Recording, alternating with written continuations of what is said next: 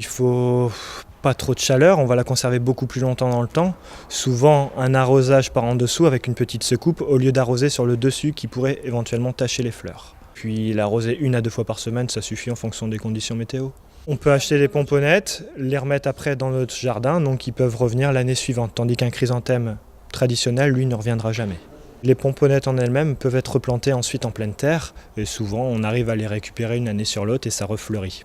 Pas obligatoirement au moment de la Toussaint, il peut y avoir des petits décalages. Ouais. Cette année, comme les années précédentes, on a de plus en plus de demandes sur le Tokyo, donc c'est-à-dire la fleur plate en grosse tête de chrysanthème ou en pomponnette en trio, donc c'est-à-dire on va mélanger 3 boutures pour avoir un mix de pomponnettes et de couleurs. Donc là, comme cette année, les personnes voient qu'il ne va pas avoir de gelée au moment de la Toussaint, donc ils privilégient le chrysanthème traditionnel, donc c'est-à-dire la grosse tête qui, elle, est généralement plus sensible à la gelée, tandis qu'à la pomponnette, on peut avoir des gelées blanches, ça ne bougera pas. Donc cette année, ils ont regardé plus ou moins la météo, on va avoir un rafraîchissement, mais pas de gelée en vue. Donc on est plus sur de la grosse tête actuellement.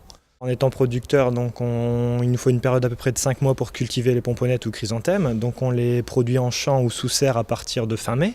Donc on a connu un été caniculaire, donc en conséquence on a dû énormément les arroser, ce qui les a fait pousser. Donc on est sur un calibre supérieur par rapport aux autres années et on a su maintenir quand même un prix identique à chaque année.